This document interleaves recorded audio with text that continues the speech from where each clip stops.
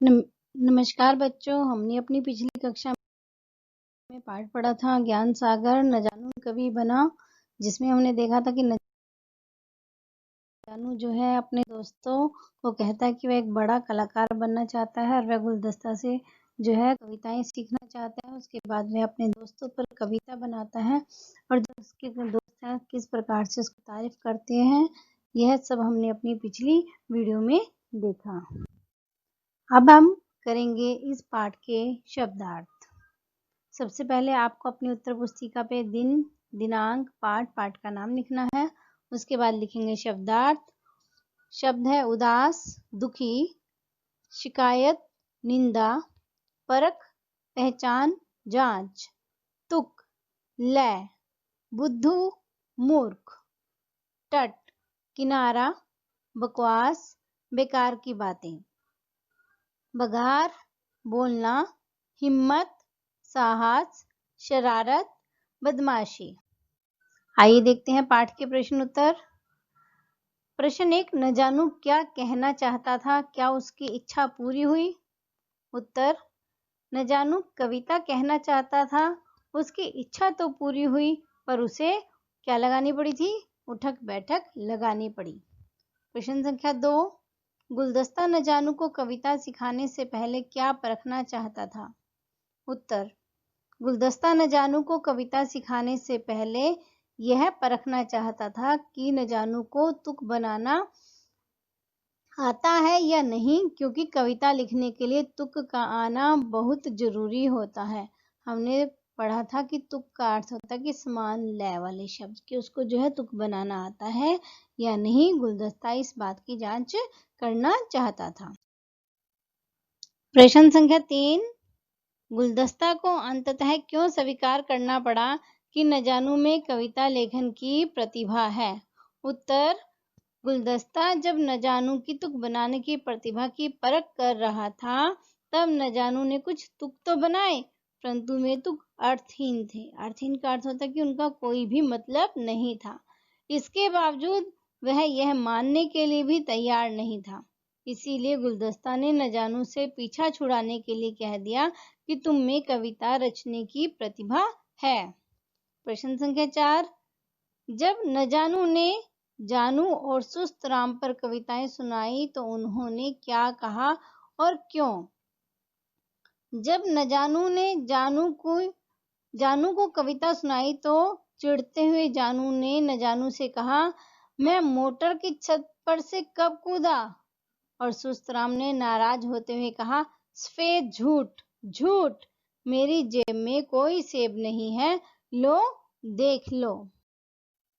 प्रश्न संख्या 5, नीचे दिए गए कथन किसने और किससे कहे? कथन किसने कहा, किससे कहा? आओ हम लोग नदी पहाड़ खेलेंगे।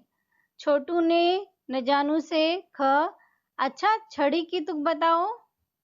गुलदस्ता ने न जानू से ग, किसके बारे में है तुम्हारी कविताएं? मोटू ने न जानू से, तुम्हें मेरी कविताएं अच्छी लगी? न जानू ने सभी बच्चों से। प्रश्न संख्या 6, पाठ के आधार पर नीचे कुछ कथन दिए गए हैं, उनके सामने हाँ अथवा नहीं लिखना है। बच्चे न जानू को खेलने के लिए नहीं बुलाते हैं, गलत। बच्चे न जानू को खेलने के लिए बुलाते हैं। न जानू का मन खेल में नहीं लगता था, सही। न जानू का मन खेल में नहीं लगता था। न जानू एक बड़ा गायक बनना चाहता था, गलत, क्योंकि न जानू जो है वह एक बड़ा कलाकार बनना चाहता था। न जानू ने उठक बैठक लगाई, सही। अंत में सारे बच्चे न जानू से कविता सीखना चाहते थे, सही।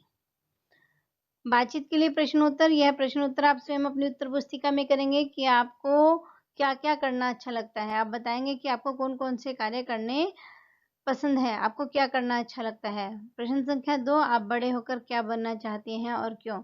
आपके जीवन का लक्ष्य क्या है? आप अपने जीवन में किस लक्ष्य को प्राप्त करना चाहते हैं, क्या बनना चाहते हैं, यह आप स्वयं लिखेंगे। प्रश्न संख्या 3, क्या कविता लिखने के लिए प्रतिभा का होना आवश्यक है, क्यों? जी हाँ, कविता लिखने के लिए प्रतिभा का होना आवश्यक है, क्योंकि अगर हमें तुकांत शब्द नहीं आएंगे तो जो है हम कविता की रचना नहीं कर पाएंगे। बातचीत के लिए प्रश्न उत्तर आप स्वयं अपनी उत्तर पुस्तिका में लिखेंगे बच्चों। अनुमान और कल्पना, प्रश्न संख्या 1, यदि न जानू के मित्र उसके ना खेलने पर नाराज हो जाते तो क्या होता? आप इन दोनों प्रश्नों के उत्तर भी स्वयं लिखेंगे। हम यह लिख सकते हैं इसमें कि न जानू अगर अपने मित्रों के नाराज होने पर उनके साथ खेलने लग जाता तो वह कविता रचना ना सीख पाता। प्रश्न संख्या 2, अगर न जानू की जगह आप होते तो आप कैसी कविताएं बनाते, बताइए। बताएं बच्चे, आप कैसी कविताएं लिखना चाहेंगे? कि जैसे हम वर्तमान परिस्थिति को मद्देनजर रखते हुए हम पेड़ों के ऊपर अक्सर लिख सकते हैं कि पेड़ों के हमारे जीवन में क्या महत्व है। हम कोरोना के ऊपर बना सकते हैं, स्वच्छता के ऊपर कविताएं बना सकते हैं। आप स्वयं बताएंगे कि आप किन विषय को लेकर जो है कविता की रचना करना चाहते हैं। भाषा की बात, यहाँ पर हम देखेंगे व्यक्तिवाचक और जातिवाचक संज्ञा हमारी कौन कौन सी हैं। व्यक्तिवाचक संज्ञा न जानू, गुलदस्ता, सुस्तराम, जल्दबाज। आपको पता है कि जब भी हम किसी व्यक्ति का नाम लेते हैं तो वह जो है व्यक्तिवाचक संज्ञा होती है।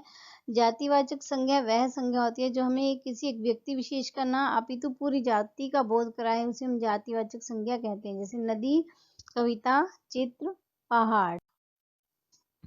पाठ में से कोई 6 सर्वनाम शब्द छांट कर लिखिए। मैं, मैंने, हम, कोई, तुम्हें, ये। जीवन मूल्य प्रश्न उत्तर। प्रश्न 1, जीवन में कुछ बनने के लिए पहले उस विषय को सीखना जरूरी क्यों है?